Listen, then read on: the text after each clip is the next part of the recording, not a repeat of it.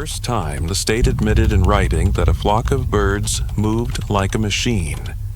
They did not call it a miracle or a threat. They called it Project Flock, underlined it twice, and filed it in a cabinet that was supposed to stay shut for 50 years. The file is not thick, not by the standards of these archives. I have held folders so swollen with paper they bend the metal rods that carry them. Project Flock sits lightly in my hands, yet the room feels a little smaller when it lies open on the table. You can feel, even before you read the first line, that someone wanted this particular story to disappear into background noise. According to the cover sheet, this began as an ornithological support program for a remote air defense radar site. That is the official phrase. The line directly beneath it, written in pencil in the margin by somebody who did not believe their own summary, is the one that matters. Observers report a swarm moving with a single intention, not like animals, more like one large device built out of wings. That is the claim buried under the bureaucratic language.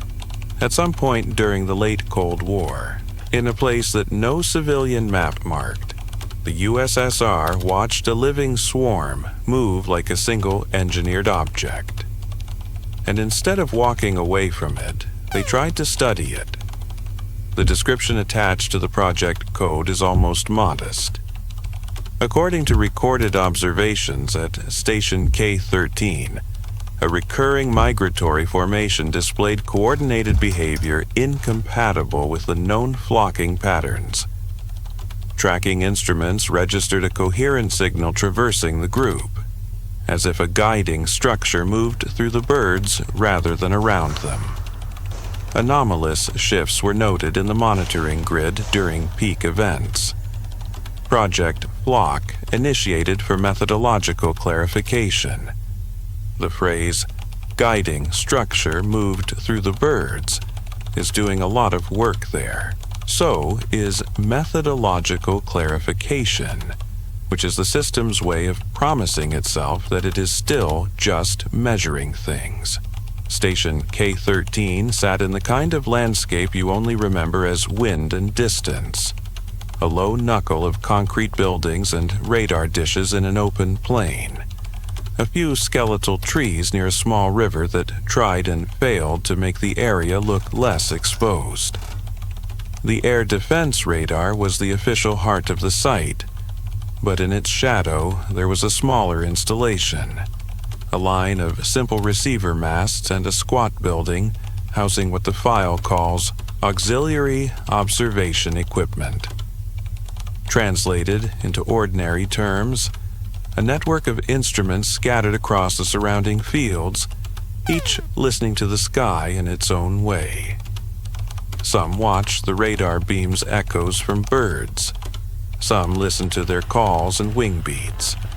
Some measured subtle variations in background noise. They were supposed to help filter out biological clutter from the radar screens, to teach the system to ignore flocks and pay attention to aircraft. Project Flock was born because one cluster of clutter refused to act like clutter. The first mention is almost casual, a brief note attached to a quarterly technical report from K-13. The engineer in charge of biological interference analysis describes a recurrent pattern on the radar scope during autumn evenings. A dense flock of migrating birds, small, fast, probably starlings or their cousins, would appear in the sector between two receiver masts, filling the beam with the usual moving cloud of weak echoes. Normally, such flocks smear across the scope like smoke. They have a texture, a certain restless granularity. They break apart and reform, drift, ripple. On some nights, though, this particular flock did something else. Instead of boiling in place, the echoes would tighten, align, and then move as a single smooth shape. Not rigid. The system could still sense internal motion, but coherent. The cloud would flatten into a smooth band, then curl, then fold. Each transformation traveling through the mass with the clean inevitability of a mechanical sweep. The engineer, who had spent enough nights staring at the radar to know when his eyes were playing tricks, wrote, "The group appears to respond as if a wave of instruction passes through it. Behavior resembles test pattern in training simulator more than natural flocking." To prove to himself he was not imagining it, he compared the radar logs with the outputs of the crude acoustic grid spread across the surrounding fields. That grid consisted of microphones on poles, cheap and vulnerable to the weather, feeding into a recorder that drew simple, linear traces corresponding to sound intensity over time. On ordinary migration nights, the acoustic traces were chaotic. Bursts of noise, lulls, random clustering as different flocks took off or landed. On the nights when the radar indicated the strange, coherent motion, the acoustic grid showed something else. A wave of relative silence that moved through the array at the same speed as the pattern on the scope, as if a thin moving strip of absence was passing through the calls and wing beats. It was not absolute silence.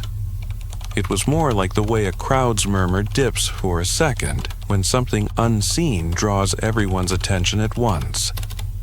The engineer highlighted one such event with a red pencil line and sent the report up the chain, probably more out of curiosity than alarm. Somewhere between his desk and the regional headquarters, the word interesting became anomalous, and anomalous became requires security evaluation. That is how the committee got involved. A KGB technical officer visited K-13 under the usual cover of an inspection. He wore the same dark coat as everyone else, shook the same hands, asked the same tedious questions about passwords and fences. Then he asked to see the bird clutter records, which was not a standard item on any security checklist. He sat in a dim room with the engineer, replaying weeks of radar graphs and acoustic traces on paper and tape. For long stretches, there was nothing but the soft wash of moving echoes, the hiss and chatter of the grid. Then the pattern emerged again. A broad, diffuse smear tightening into something almost geometric, the acoustic noise dipping in a graceful, traveling notch. The officer was not an ornithologist. He was not easily impressed by a few lines on a chart. His job, however, was to worry about anything that behaved too much like a command signal. He wrote in his report, "Repeated events indicate coordinated flock movement, displaying properties of a controlled formation rather than random aggregation. Monitoring grid registers a coherent modulation passing through the group. Potential for misidentification or masking of airborne targets. Further study recommended." He might have left it at that. A warning about a possible way nature could confuse their machines. But the file shows that somewhere above him, someone read coherent modulation and thought in the opposite direction. If a natural flock could, under some condition, behave like a single moving unit, then perhaps that behavior could be encouraged, shaped, or copied. Perhaps it could be used. That is where the project shifts from watching to touching. Project Flock, as formally approved, had two declared aims. The first was innocent enough. Improve discrimination between biological and mechanical targets in radar and auxiliary systems. The second was slightly less quiet. Assess feasibility of influencing group movement patterns in aerial fauna for operational purposes. Buried in an annex is a note from a planning meeting. If we can predict when and where such formations occur, They may be used to clutter enemy radar, conceal flights, or create false signatures. At minimum, we must ensure adversary does not learn to do this before we understand it. To chase these possibilities, they expanded the monitoring grid around K-13. New masts sprouted in the fields, additional microphones, simple radio receivers, photoelectric sensors to detect dense shadows passing against the sky. They upgraded the recording equipment, if you can call it an upgrade. More tape reels, more pens scratching on moving paper. They also built a viewing room with 4 large screens fed by different parts of the grid. It was a crude control room, underpowered by modern standards, but its purpose was something no instrument could do alone: to let a human stare at multiple representations of the same sky until a pattern emerged. The first months of the project read like the logbook of a reluctant fishing trip. Nights of waiting, of ordinary flocks drifting through, of boredom thick enough to taste. The engineer and the officer would sit in stale air, drinking weak tea, staring at scopes and paper. The file preserves fragments of their notes. Cloud of small targets at expected bearing. Braking, reforming, no unusual coherence. Acoustic grid noisy, nothing to match in radar sector, wind rising. No sign of previous pattern this week, migration appears late. Then, one evening, near the end of the season, the thing they had been waiting for came back. The engineer's description is simple. Group returned. Same sector, same range. Initial behavior normal, then rapid transition to coherent formation. This time, they were ready. The acoustic grid recorded the wave of dipping noise. The radar tracked the smooth band of echoes. The new photoelectric sensors, which had been watching for changes in light as the flock crossed the low sky, reported a sharp, synchronized dimming across 3 widely spaced masts, as if a moving curtain had passed. The technician watching the screens noticed something else. Something that does not fit neatly into any instrument trace. As the formation tightened and began to move as one, he reports feeling a sense of being regarded by something that was not any single bird. It is the kind of sentence that makes an investigator roll his eyes and keep reading, but it appears in more than one testimony. People who were on duty during those events repeatedly reach for the same image, not of birds responding to one another, but of a pattern stepping into them. The project tried, in clumsy ways, to disturb that pattern. They set up loudspeakers along the grid and played various sounds: distress calls, gunshots, industrial noise, when the flock entered the sector. Natural flocks on ordinary nights would either scatter or veer away. The flock, as the staff began to call this particular group, did something different. When the loudspeakers fired, the formation would bend, not in a random panic, but as if making a calculated adjustment, preserving its internal geometry while shifting around the disturbance. On more than one occasion, a tight curve in the radar trace corresponded perfectly to the position of a speaker mast. The birds avoided the physical structure without losing the rhythm of their movement. They tried light, searchlights sweeping the sky, sudden flares. The flock compensated, tightening where other birds would scatter, passing through the beams in a way that minimized reflective surface. They tried silence and darkness, then sudden noise and light. The pattern flowed around each change like water around stones. All of this might still be framed as a particularly robust case of collective behavior, nature at its most beautiful, a murmuration on the edge of a storm. It becomes a project worth hiding when the state begins to speak of entraining the pattern. An internal proposal, stamped with more approvals than usual, suggests building an array not just to observe, but to feed information back into the system that appears to be guiding the swarm. The language is careful, almost embarrassed by its own ambition. Introduce low-level structured stimuli into the environment, in synchrony with observed coherent motion, to test for measurable alignment or reinforcement. In plain words, play a simple pattern into the sky and see if whatever is coordinating the birds replies. They start modestly. When the next suspected flock event begins, echoes tightening, acoustic dip rolling across the grid. They activate a set of transmitters mounted on the masts. These do not broadcast a message in any human sense. They emit a faint, pulsed sound just below what most people can hear, spaced in regular intervals. To the instruments, it is a series of beats overlaid on the natural noise. On the charts, something reacts. At first, the alignment is coincidental. A wave of tight, curved motion passes through the radar trace at roughly the same pace as the pulses. Then, over several minutes, the correlation improves.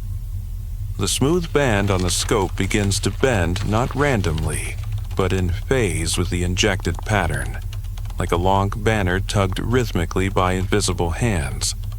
The acoustic dip sharpens and shallows in time with the pulses. The engineer notes, flock trajectory appears to resonate with imposed rhythm. The word resonate is underlined in 2 different inks. Observers in the field, the few unlucky soldiers stationed near the mast that night, report feeling an odd pressure in their ears and a sense of timing, as if the world had adopted a slow, external heartbeat. One of them writes, "The birds were not just flying.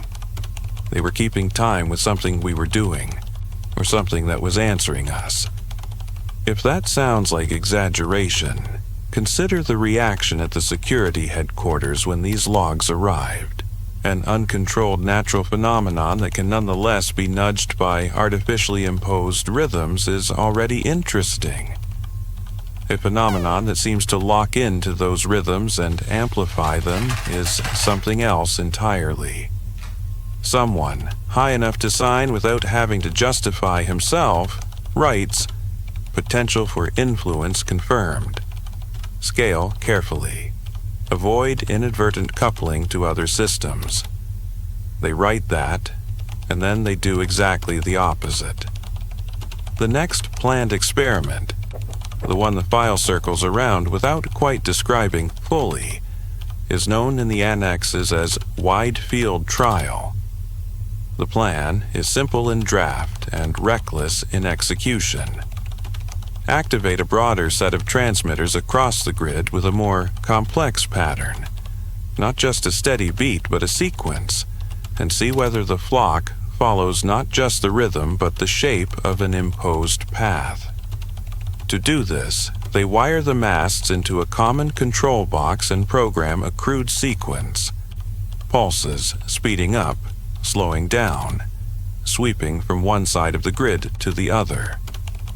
The idea is to create a kind of moving corridor in the environment that, if the coordinating pattern is susceptible, the flock will tend to occupy. The file has several pages of preparation notes. Technicians checking cables, rehearsing the activation sequence, calculating delays between masts to create the illusion of motion. What it does not have, not clearly, is a canonical description of what happened when they switched it on. Instead, there are fragments. A line in the tracking log. At Tiwu, formation begins to align with imposed sweep. Grid displays unprecedented coherence across all channels. A note from the acoustic system. Background noise collapses into narrow bands. silence moves across array in sync with control sequence. A brief, almost panicked scribble by an observer. Not just the birds. Tree line moving, ground insects quiet. Even dogs in the village stopped barking all at once and then started again together. Then a gap. Later, copies of the same log show those lines softened. Unprecedented coherence becomes strong response. The note about the village dogs disappears entirely. The gap is filled with a more anodyne summary. Trial resulted in saturation of sensors. Meaningful data extraction limited. But the testimonies taken from the people who were physically present that evening paint a more detailed picture, one that somebody clearly worked to blur. They describe the flock entering the sector as usual, a drifting cloud of small bodies against a pale sky. The control box begins its sequence. Pulses of sound and faint electromagnetic shifts, too weak for untrained observers to notice, rippling through the grid.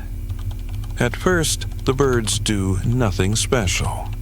Then, over a minute or two, the formation tightens, bends, and begins to follow the sweep. What distinguishes this event from previous ones is not just the degree of alignment, but the way the pattern seems to spill out beyond the birds.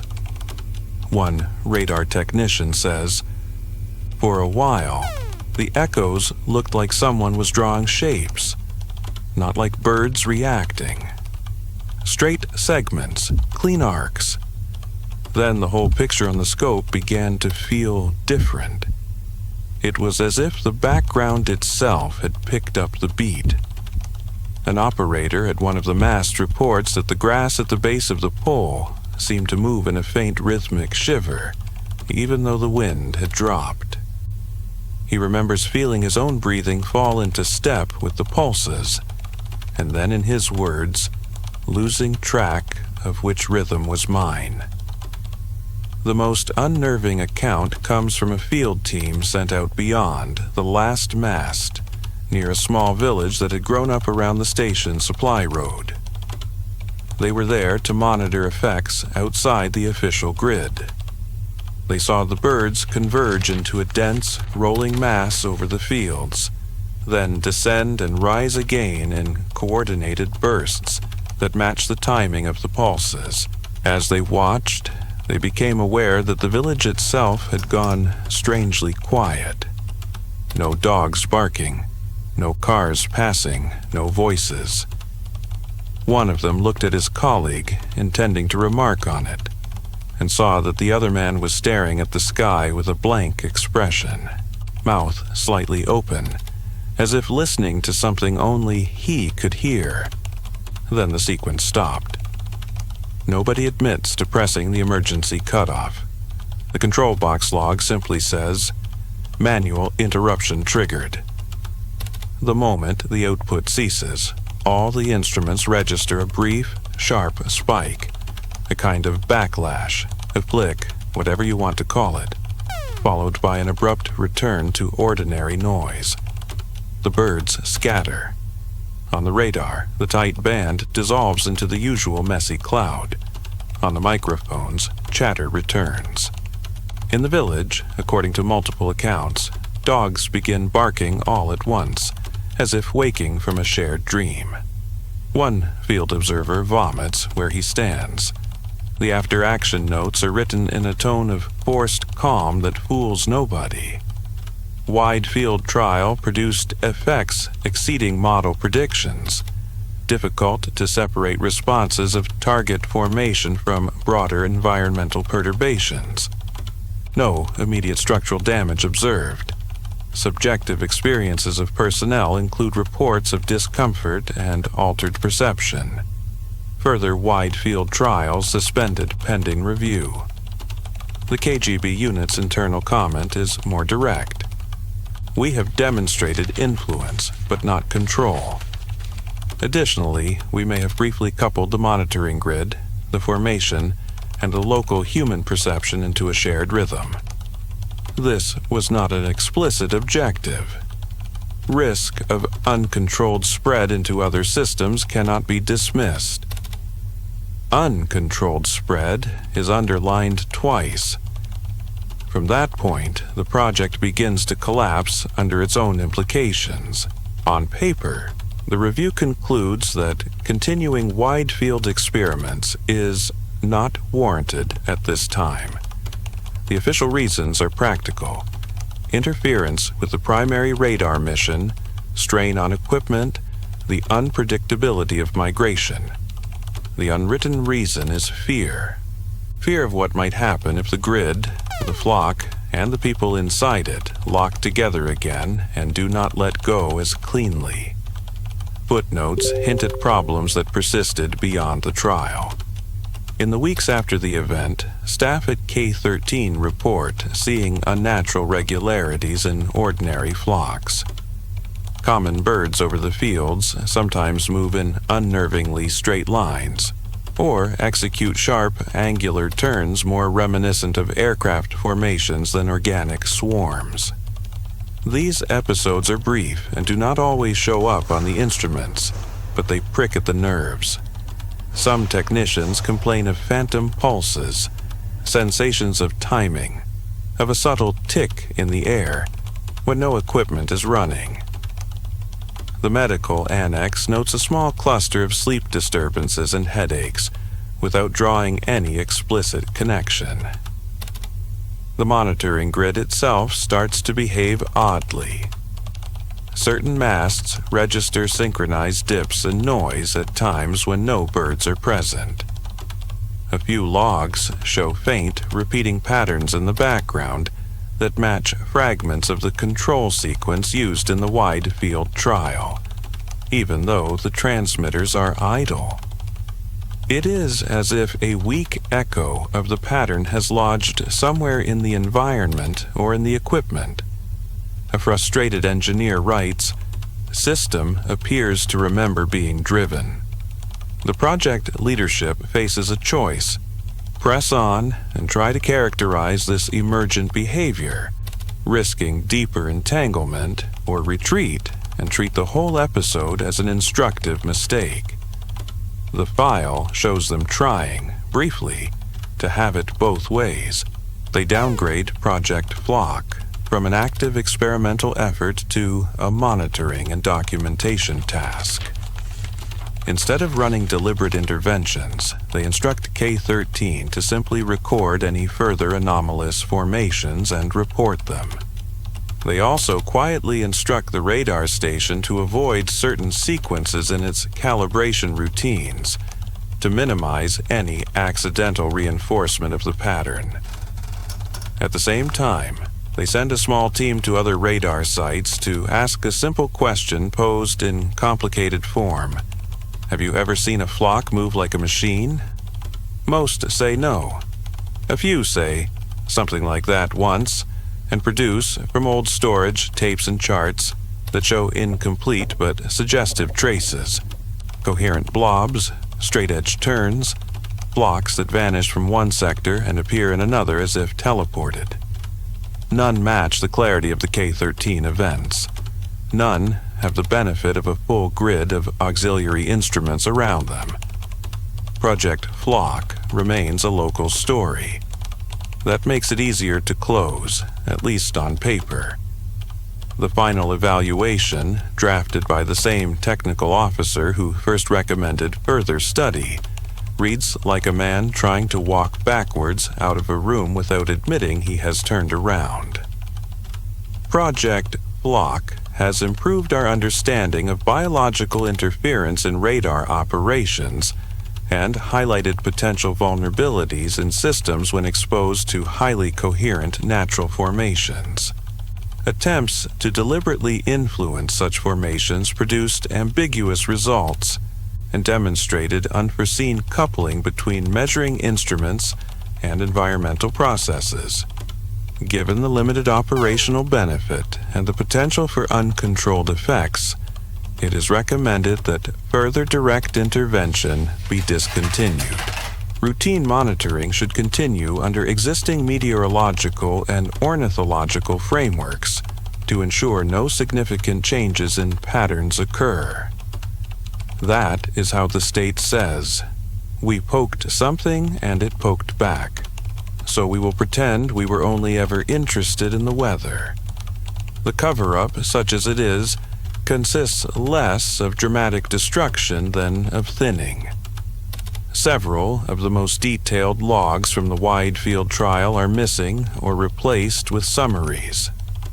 The vivid testimony about the silence in the village does not appear in any official record, only in a draft interview transcript that someone forgot to destroy. The phrase "shared rhythm" disappears after the initial internal comment. So does any mention of the possibility that the pattern could, under some conditions, spread into other grid-connected systems. On the shelf where Project Flock should live, other folders crowd close. Their subjects are more comfortable for a state built on machinery, new antenna designs, improved filters, power supply upgrades. The birds are again just clutter, and yet the last page of the file resists that flattening. It is not a directive or a report, it is a note, handwritten in neat, tired script on the back of an old data sheet and slipped into the folder by someone who knew the system well enough to understand what would and would not survive. "I have spent 15 years teaching radar to ignore birds," it reads in translation. "We told the machines that flocks are random, harmless background. Then we found one that behaved like us when we are at our best, coherent, adaptable, able to bend around obstacles without losing itself. We tried to see if it would march when we played a drum. For a short time, it did. Or we convinced ourselves it did. Afterwards, parts of our equipment and parts of our own bodies kept feeling a beat that was no longer there. Officially, Project Flock is closed as an error in interpretation. Unofficially, I suggest we remember that not everything that moves like a machine is one, and not everything that moves in unison wants a leader. There is no signature. At the bottom of the page, in a different hand, an archivist maybe, or a later reader, someone has added one more line. Migration routes change. Grids stay where we built them. Before that line in pencil, there are a few more pages the official index barely acknowledges.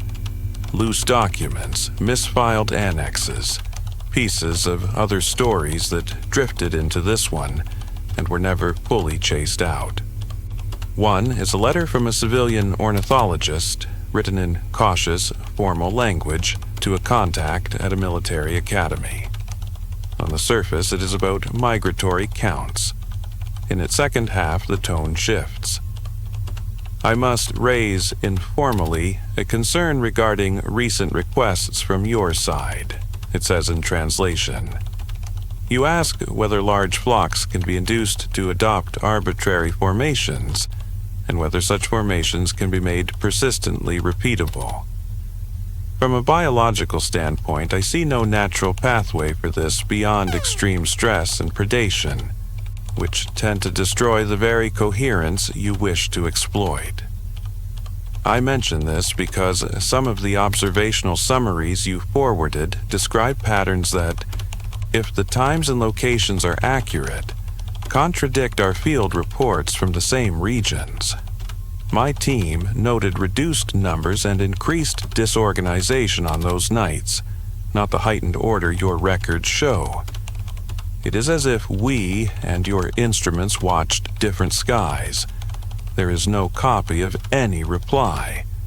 In the margin, in the same tired script as the later note, someone has written, "We did watch different skies. He had the real one." Another stray piece is a short report from an Air Force unit that operated training flights in the same airspace as K-13's radar. It describes a minor incident. A pilot on final approach experienced sudden temporary loss of certain cockpit indicators while passing through a dense flock of birds. There was no collision. The aircraft landed safely. Maintenance found no fault. What ties it to Project Flock is not the official summary, but the pilot's debrief attached at the back. "I have flown through birds before," he insists. "You feel the bumps, you may see feathers, you curse whoever planned the route. This was not that. The instruments hiccuped first, then I saw what looked like a wall, then nothing, then everything normal again. For 3-4 seconds, I had the very clear sensation that something outside the cockpit wanted us to be in one exact place at one exact time, and then lost interest. If you think this is stress, fine, but don't blame my aircraft." The debriefing officer marks his account as subjective and files the report under electrical fluctuation. Somebody later copied it and slid it into Project Flock with no comment, as if to say this might belong here more than where it was born. There is also, surprisingly, a short transcript of a visit by a delegation from a civilian university, a rare moment where the state's scientific curiosity brushed against its more secretive reflexes. The visitors, 3 men in worn suits smelling faintly of tobacco and chalk dust, were allowed to see a carefully curated subset of the K-13 data. They were told they were helping improve algorithms to distinguish birds from weather. One of them, an expert in statistical physics, stared at the traces from the wide field trial for a long time. He said very little at the time. Months later, in a separate paper entirely, he published a theoretical note about phase transitions in driven populations, dense, abstract, stripped of context. The copy in this folder has one paragraph circled, with a pencil arrow pointing to it from the margin. "If the driving field and the population enter mutual resonance," the paragraph reads, "the system may exhibit a global reorganization that cannot be understood as a simple sum of individual responses. Under such conditions, attempts to control the system by tuning the field can backfire, as the field itself becomes entangled with the emergent order." Next to that, in the margin, whoever annotated it has written, "He saw it and still pretended it was only chalk on a board." Maybe that was his way of surviving it. The last of these misplaced fragments is not a document at all, but a photograph tucked between 2 reports. It is small and colorless, printed on cheap paper. A low horizon, a line of bare masts receding toward a vanishing point, and above them a smudge of gray that could be cloud, smoke, or birds caught in a long exposure. On the back, in the same fine hand, someone has written a date and 2 words: "First time." Standing in this archive room, far from that field and that sky, the photograph is almost certainly harmless. It might not even be of K-13. It could be any station, any set of masts. The smudge could be a processing flaw. The handwriting could be nostalgic, self-mythologizing. What stays with me is not the image, but the fact that someone felt compelled to anchor the project to a single moment like that, a point in time where the ordinary act of watching birds turned into something that required classification, code names, and a decision about whether to press a button again. I mention all this because it undercuts the comforting idea that Project Flock was just an overreaction to some clever birds. The longer you sit with these annexes, the less the story feels like people towering over nature with instruments, and the more it feels like people brushing against a larger pattern they were barely equipped to notice, let alone steer. A pattern that might occasionally look for anything in its path that can carry or echo it. a swarm of wings, a line of metal masts, a row of tired humans staring at a wall of screens. Once, a long time after K-13 had been decommissioned, someone added a final note to the case index. The station had been stripped, the dishes sold for scrap, the buildings left to peel and crack in the sun. A junior officer was sent with a camera and a checklist, part of a bureaucracy's instinct to document even its ruins. His short field report is attached here, almost as an afterthought. "The site is as expected," he writes. "Fencing degraded, structures empty. No remaining equipment of technical interest. Local villagers use former storage sheds for grain. Children play under old masts. No residual magnetic fields detectable beyond normal background. Standing on the old radar pad, I looked up when I heard a sound overhead. A flock was passing. Common birds, nothing unusual in number or species. They wheeled as birds do, except for one moment when the whole group folded into a narrow ribbon and twisted twice in quick succession. The motion reminded me of the training films I had watched before this trip. I am aware that this observation is subjective and likely influenced by prior briefings. No photographs captured the pattern clearly. I note it only for completeness and do not recommend further action. Then a small addendum in even smaller handwriting. For a second, I knew exactly where they would turn. The handwriting matches the pencil on the inside cover. I do not put much stock in one man's moment of recognition on a windy, concrete pad years after the instruments went dark. Memory is an unreliable sensor. So is fear. So is the desire to find meaning in any random swirl of feathers against the sky. But I keep thinking of that phrase in the early report. Coherent modulation passing through the group. At the time, they thought it meant a signal moving through birds. Later, some of them began to suspect it might also have been moving through wires, through metal, through the small tired animal at the end of each chain, that is, through them.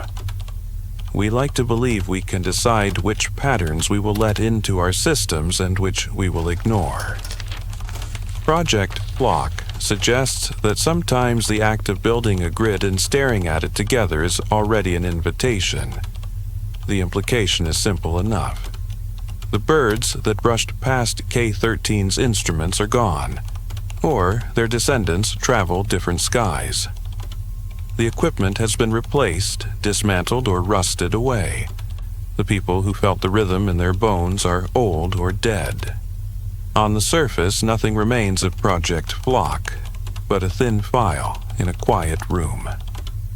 And yet, every time I see footage of a flock turning in sudden, unnatural unison over some modern city, or watch a swarm of drones trying to imitate that grace with artificial light, I think of that plain concrete station and the technicians who sat under buzzing lamps, listening for a pattern they half-hoped never to hear again.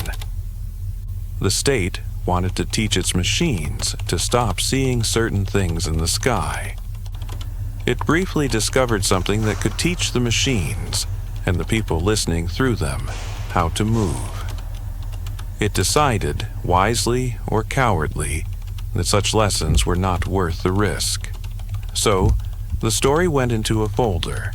The folder went into a cabinet, and the cabinet waited. The only reason you are hearing this now is because someone, once, chose not to trust the silence entirely, and left a few lines of doubt where they would be hard to erase without tearing the paper. Out over the plains where a station K-13 used to mark its circle of fenced-off earth, birds still pass in their thousands. The radar dishes that watched them have been scrapped, their metal melted into other shapes. The monitoring grid is gone. There are no pulses in the grass. Probably.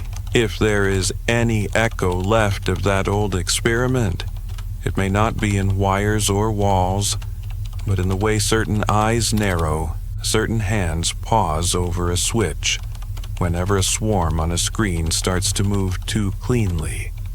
Too much like something that has learned once, long ago, how to keep time with an invisible signal.